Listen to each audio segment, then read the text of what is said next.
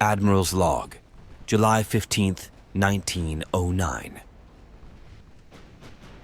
As summer reaches its zenith, the Russian Navy basks in the aftermath of an unprecedented victory over the Japanese fleet.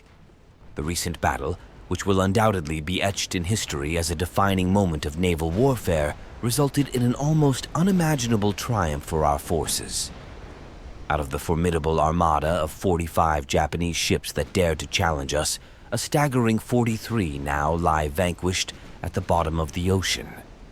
Our loss, though felt deeply, was minimal.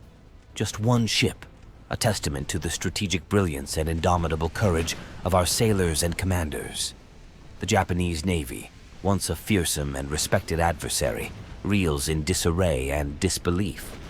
The magnitude of their defeat is not just a blow to their naval strength, but a crippling strike to their morale and war-fighting spirit. They are left grappling with the enormity of their losses, struggling to comprehend the extent of the devastation we have wrought upon them. In this moment of overwhelming Russian superiority, I am acutely aware that this is more than a mere victory. It is a strategic opportunity of immense proportions. The Japanese, in their current state of shock and vulnerability, are unlikely to recover swiftly from such a catastrophic defeat. This presents us with a golden chance to seize the initiative and capitalize on our momentum. My resolve is clear. We must press on, maintaining our offensive stance. The time is ripe to solidify our dominance and secure a position of unassailable advantage. The path ahead is laden with potential for further victories, for expanding our strategic foothold, and for imposing our terms in the eventual peace that will conclude this conflict. As I contemplate our next moves, I am imbued with a sense of purpose and confidence. The recent battle has not only demonstrated our naval might, but has also showcased the effectiveness of our tactics, the superiority of our technology, and the unwavering resolve of our forces. The Russian Navy, once underestimated by many, now stands as a colossus on the world stage. Hey guys, Stealth here and welcome to episode 11. In the previous episode I left you hanging with this fight, Europa and her escorts against a very sizable Italian battle group. Because keep in mind, we're not just fighting the Japanese, we are also fighting the Italians. So, what the Italians lack is a battleship. The battleship simply isn't available, it might not have been ready for this fight, they just have cruisers.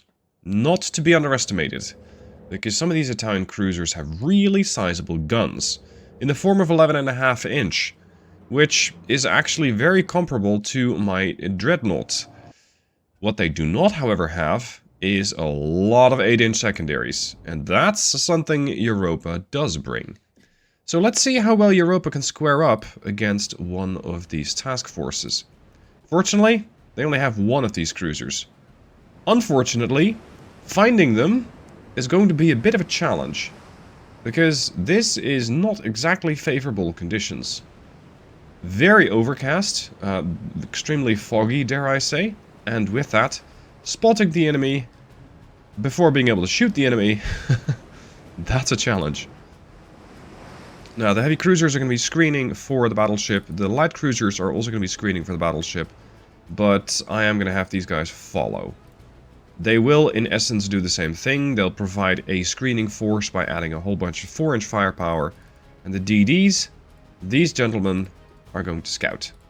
I want these to start spotting the enemy and seeing exactly where they are.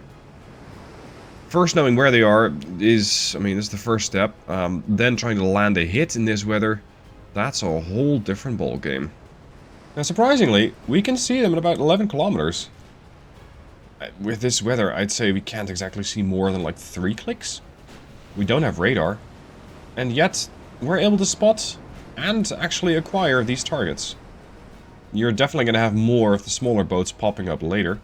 And, well, they have a lot of them.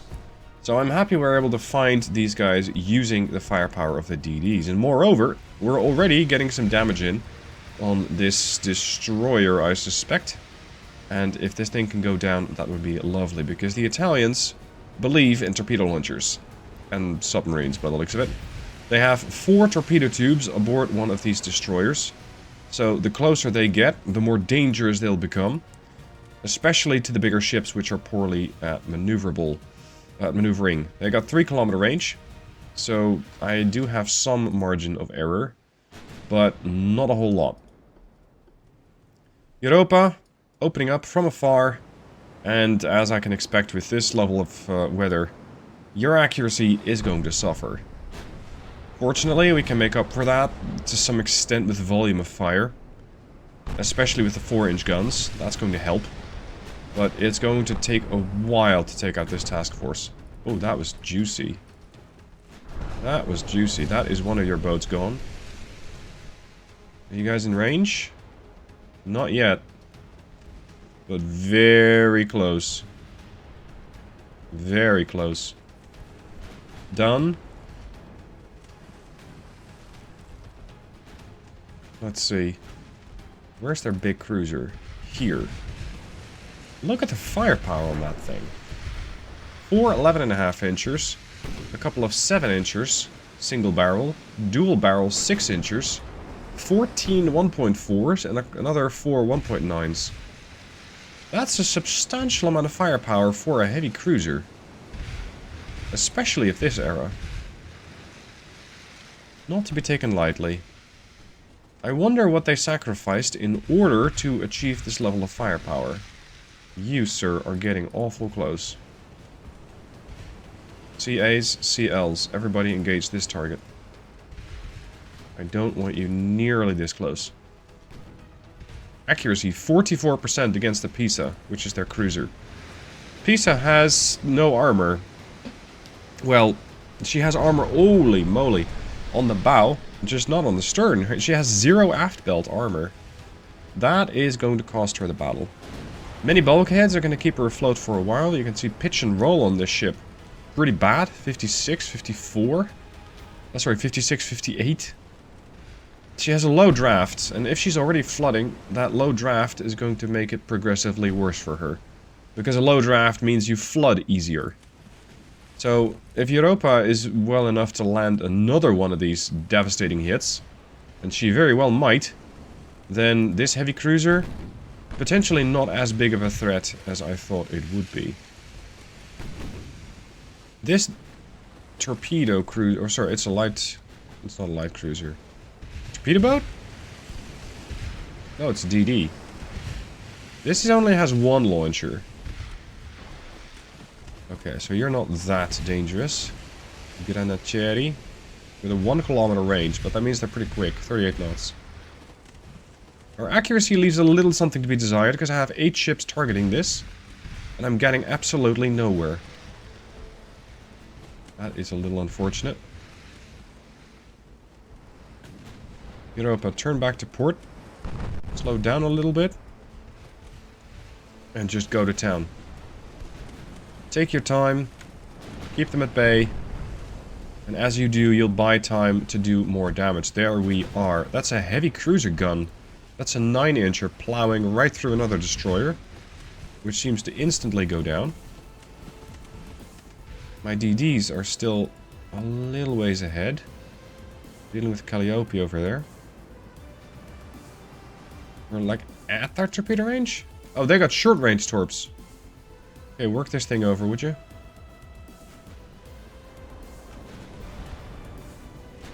That DD is just untouchable. How many times have you been shot at? 600 times and nothing hit you? 3 knots? There we are. That is pretty peculiar. Pretty peculiar. Europa status. Still targeting the heavy cruiser.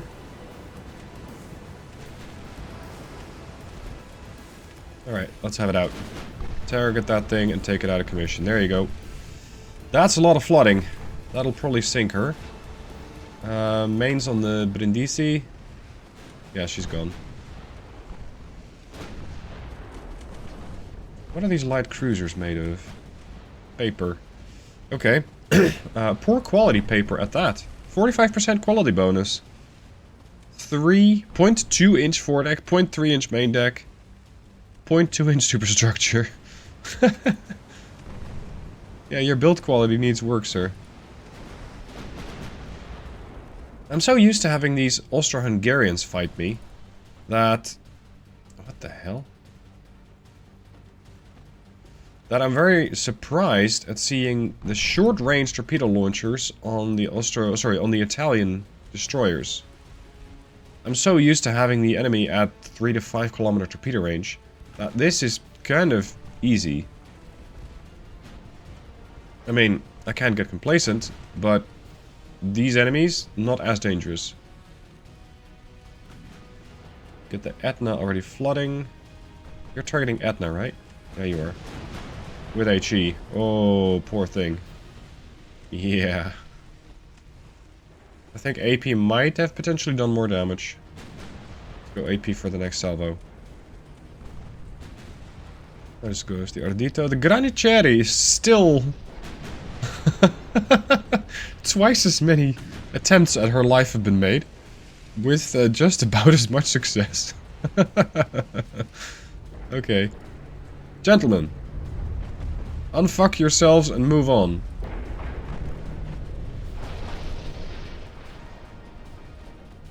There goes a bit more. Durban's leading this thing. Gleb's supposed to be all the way in the back. Oh boy. Alright. There we go. Etna is down. We're taking some fire on Rinda. I haven't checked in with the DDs in a bit. Okay, turn. The DDs have done okay. Especially the trailing Crescent. Dealing substantial damage to their torpedo boat. 3.5k with one shot. Okay, gents, we're going to turn back. We're going to engage the Lyra. It seems that the Europa class is extremely overperforming. Dare I say overpowered. Because this one ship has not only swayed the Austro-Hungarian War in our favor, it has also been instrumental right about now in taking down a substantial portion, or work in progress, of the Italian Navy. And her sister has been very useful when it comes to dealing with, well, anything smaller in the Japanese War. The Aradana was making a run. And she's getting torpedoed by the Europa, which goes, nope. Almost 9k damage and you're not dead? I'm not even mad. That's impressive. You're a torpedo boat, right? Here, have a torpedo then. Boom. That ought to do it, right? You've been hit by a couple of smooth criminals. No, 11-inch guns. And a torpedo, and that thing refuses to go down. Target the Libya. Status on the CAs. What the hell is this doing here? And that. Granitieri. They're still not launching? Uh-oh.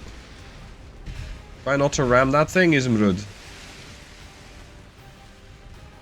Don't give the Italians any kind of damage like that. You really don't want to, you really don't have to. That sounded like a torpedo impact. But it was not on one of my ships.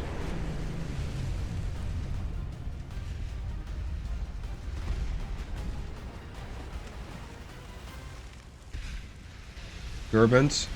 Ah, torpedo launchers have been destroyed. Excellent. Okay, Libya's going down.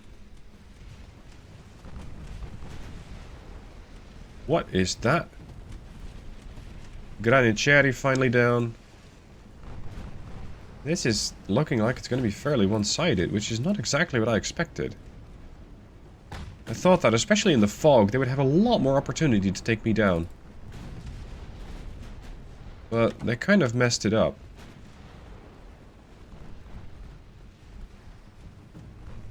Fall in, maintain course, the rest of you do not panic. Cancel your torpedo dodging. We're gonna be fine. Look at that, Europa doing 33,000 damage. Which is half of the total damage of the entire fleet. Okay, normal launch. Let's hit these guys from the other side, forcing them to make a decision as to what to shoot. What are you? No. No, no, no, no. Smoke yourself up. That's that torpedo that was going for the Talon. Yeah, we're fine. Alright, I'm going to take down a few more stragglers, and we'll see how many victory points I can get out of this. A few productive hours later, and we have taken down the heavy cruiser, 12 lights, 5 destroyers, and 4 torpedo boats, for a total victory points of 26,000. We did lose 1 ship, a destroyer. I'm starting to notice that my destroyers aren't exactly able to stay with the fleet, in the sense that I have also lost a couple of destroyers as they tried to take down 1 heavy cruiser. They did torpedo runs at it, they lost gunfights, were unable to win. I think we're going to need new torpedo boats. Well, the Italians want to... yeah, that's fine. I'm going to need new destroyers. I want to have something that's able to do a bit more damage, and something that's also able to sweep mines. And, ideally, fight submarines, because the submarines have started appearing. Now, over here, this is interesting. I lost 4 transports in the Sea of Japan, but so did Japan itself. So, what exactly... yeah, sure, Canada. Canada's still rearming. It's really weird. Why is Japan able to project power here? Because they don't have a fleet. I have 700,000 power projection here, but they don't. How am I losing ships in the Sea of Japan? That they have any sort of stray mines or something? Look at that. Another submarine from the Japanese. Thankfully, it's not really going to any of my locations. That one is, though. I don't believe my destroyers have any kind of torpedo or any kind of DD protection. Let's have a look at the Zwonkis and see how they are currently set up. Maybe I can refit them. Because the way that they are now is not really... well, it's not living up to what they need to be able to do. Look at that. I don't have any anti-submarine capabilities. I can minesweep, alright. But I cannot do anti-submarine warfare. I don't have depth charges. I don't have hydro. I got nothing. That's unfortunate. We're gonna have to research that. Because we're now really behind. I mean, the game says I'm behind, sure. It's also starting to show. The Japanese might not have the battleships. If they, however, decide to send their submarines after my ships, I have 0 response. I have no solution. I'm working and prioritizing a destroyer design now, so I can get a 1,050-ton destroyer, which is substantially bigger than the DDs that I currently have. Wow, a fin? You're supposed to be gone, all of these things. The DDs that I currently field are 700 tons. No, that's a fin. Go away. There's another... I thought I scrapped all of these little nonsense boats. My bad. Gonna save me some money on these disasters too. Zwonkis. 757 tons. So they can definitely grow bigger and get additional gear installed. Because they were initially a ship class that I pushed out pretty quick in order to start mining my own ports, making it impossible for the Japanese to do anything in my area. But that was like 1904. It is now 1909, and the situation has changed pretty drastically. I need to be able to sweep mines, and my destroyers can't do it. So I need that bigger destroyer. I also need something that is able to deal with submarines. I have over here the ASW acoustics. Beyond that, I can get submarines myself, but I don't really want to because I think they're a boring mechanic. So we're going to have to also prio this one, which will give me additional protection against submarines. It's still not exactly any ability to hit them. So, yeah, I guess we're going to have to prio those two and focus on defeating the submarine threat. Just as I was thinking, great, I'm going to design a new destroyer my government said, well, we're going to go to peace with the Empire of Japan. Alright. Oh, the Admiral from the Japanese himself intervened. Really? And now it continues with the Italians. So, the war that I wanted to end has continued. And the war that I wanted to continue has ended. Right. Okay. If I'd had a bit more time to take down more ships, I would have even been able to get a couple of their really expensive colonies, I guess you could call them. Right now, I'm just going to be getting a big sum of money, which is nice. 400 million, I can put that to good use. Oh, great. Everybody else is going to hate on me now. Right. Okay, time to send my ships back to port. These guys have done a very good job protecting my interests in the region, and I can now park them back. Look at what? Torpedo boats, submarine, heavy cruiser, light cruiser, battleship. Oh boy, the Japanese are rebuilding in a hurry. Okay, I don't want a Preo destroyer design at the moment, I just want to build a new one. This is coming up in a month, but that doesn't actually impact my ability to build destroyers or equip them with any new gear. So I can just go for that. When it comes to hull strengthening, I might eventually be able to get... Or is that here?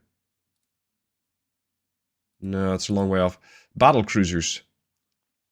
They're a very nice way to play the game because they're the perfect, at least for me, match with a battleship and a cruiser.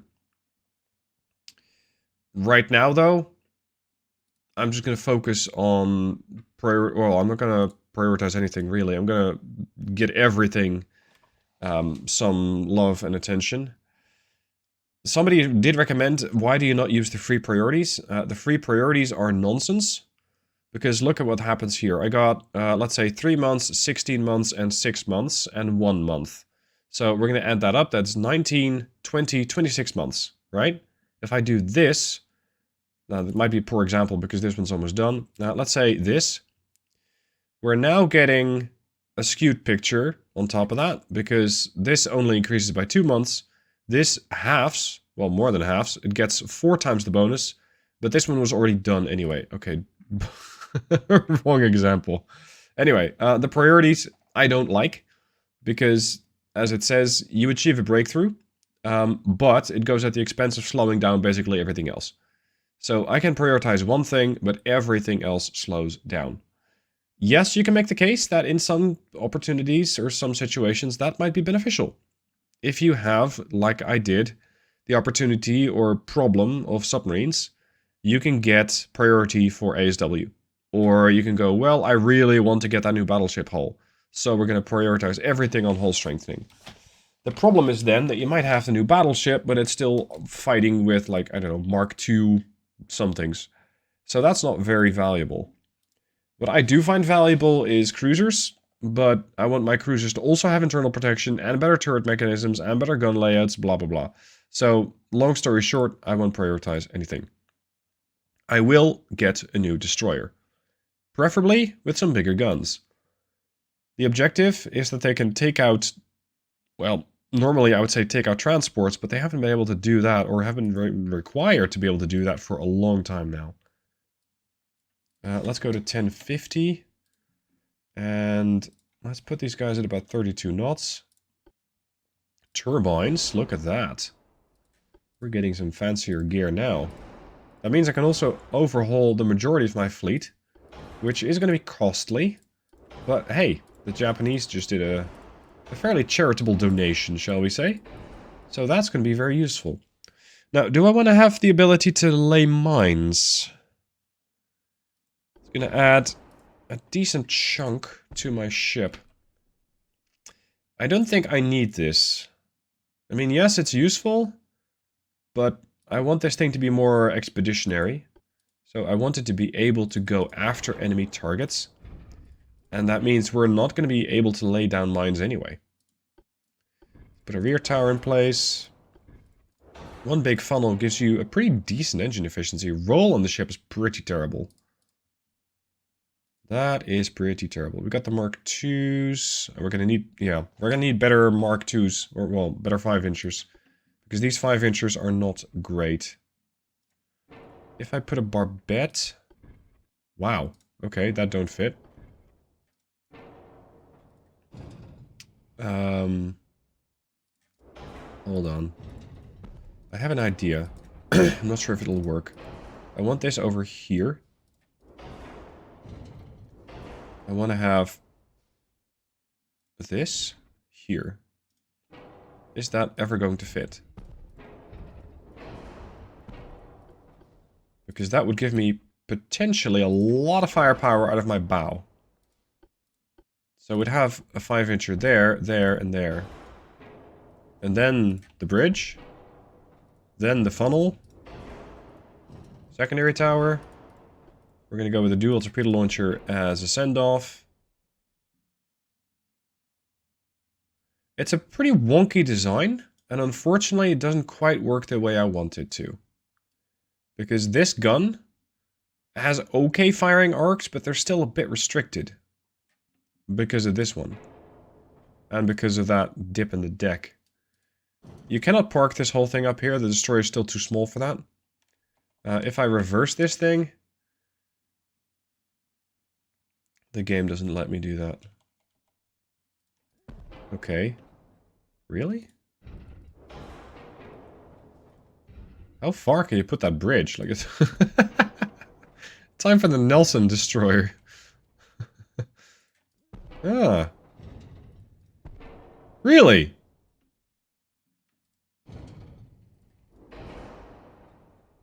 I mean, now this one has a well, worse firing arc.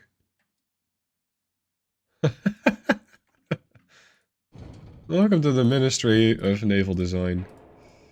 Don't take us too seriously, because we don't.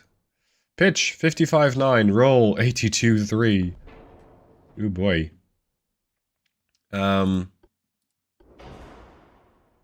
Let's go with the Quinson's rangefinder. I need to upgrade my ships for that, by the way. I'll take a 19-inch torpedo. Better turrets. Fast torps? No. Ooh, picric acid. And dunite. If you really want to blow yourself up, you pick either one of these. TNT is less volatile. What's the detonation chance? 3.9. What's this? 6.7? 6.2. Oh, it's not as bad as I thought. Ballastite? Ballastite lowers it even. Okay. If I supersize these guns, what am I going to get? 5.9s. With, I don't know, 7% barrel length. That's a pretty punchy gun. Especially if you give them heavy capitalistic one shells. What's my pen? Jesus, that's a punchy gun. That can punch pretty clean through a heavy cruiser at this point. So that ability to take the fight to the enemy is definitely there. Their ability to take the fight to a destroyer is going to be far more difficult. Turret rotation speed is great, but the reload's 23 seconds. The good news is, they only need to shoot once. Well, they need to hit once, ideally. If I'm able to reduce the... Let's say reduce the displacement to 1,000. And give him 5% extra beam. Jesus, even with the max beam, their roll is still going to be awful. Okay. Reduce the weight. 4,500 kilometers is not great. -5 is just going to make their roll worse, but not that much worse. Look at what that did to the range. Can I go like 32 knots now? Yeah, I can. I have no idea if this design will work. What? Okay, I think it'll not work. Yeah, as much fun as that would be, I don't think it will work, sadly. And I don't think this is going to be considered super firing.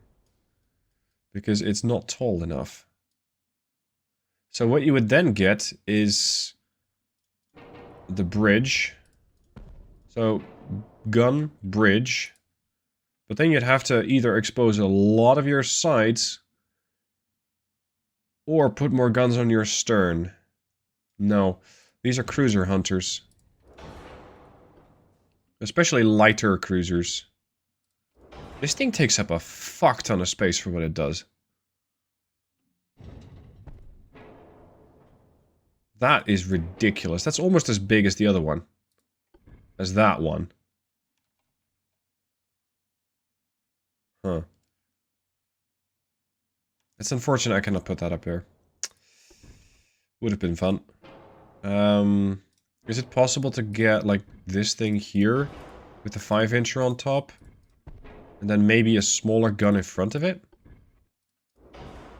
This way, I'd be able to take smaller ships as well. While those 5.9s, they've been reset. Take the fight to the cruisers. So this is going to be like a minus 0.5. So 1.5-inch gun. Firing every 3.5 seconds. Then we get the bridge.